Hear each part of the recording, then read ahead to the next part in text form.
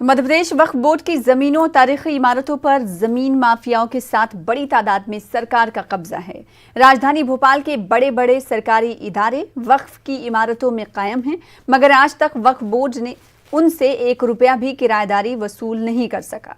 वक्फ board की बेहिसी के खिलाफ मध्य प्रदेश मुहिब्बान भारत ने तहरीक शुरू कर दी है।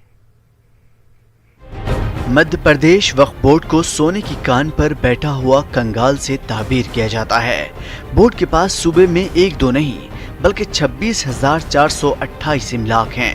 इन जरी जमीनों के साथ रिहायशी इमारतें और तारीखी इमारतें भी शामिल हैं। खुद राजधानी भोपाल में दर्जन से ज्यादा तारीखी इमारतों पर मध्य प्रदेश हुकूमत के दफातर कायम हैं, लेकिन उनसे बोर्ड को कभी किराया नहीं मिलता।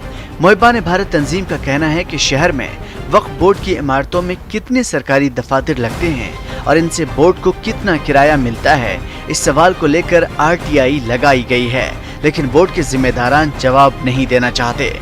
जबकि हमें जराए से मालूम हुआ है कि बोर्ड की इमारत में जितनी भी सरकारी दफातर लगाए जाते हैं उनमें से कोई भी बोर्ड को किराया नहीं देता।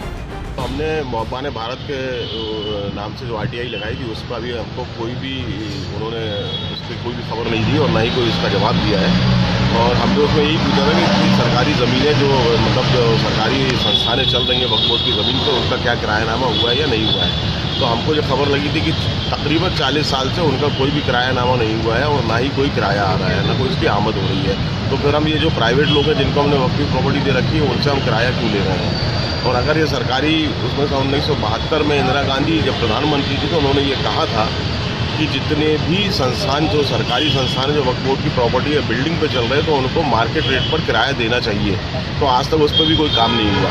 तो ये वक्फ बोर्ड पता नहीं कब जागेगा, कब इस चीज़ पे अमल करेगा और कब वक्फ की प्रॉपर्टी को बचाएगा और हमारे वक्फ की जो लोगों ने की है उनकी जायदाद जो वक्त हमारी कौम के काम आनी चाहिए कब उसमें इस्तेमाल शुरू होगा उनका।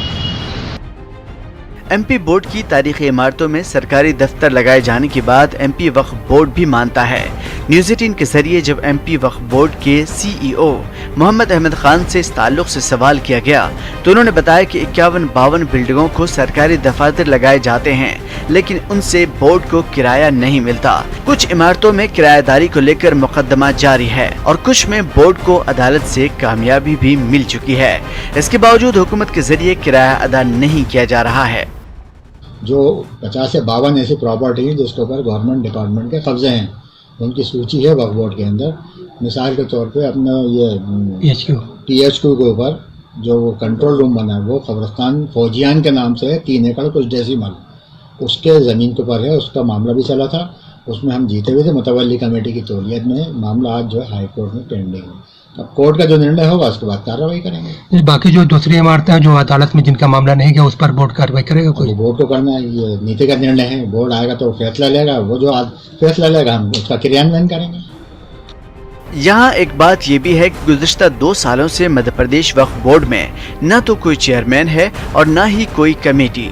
इस वक्त बोर्ड में कोई एडमिनिस्ट्रेटर भी नहीं है। इन सब से अलग हटकर बात करें तो सच बात यह है कि हुकूमत जिन लोगों का वक्फ बोर्ड में तकर्रुर करती है उनमें इतनी हिम्मत नहीं होती कि वो हुकूमत से बोर्ड की इमारत में लगाए जाने वाले सरकारी दफातर की किराएदारी को लेकर कोई सवाल कर सकें।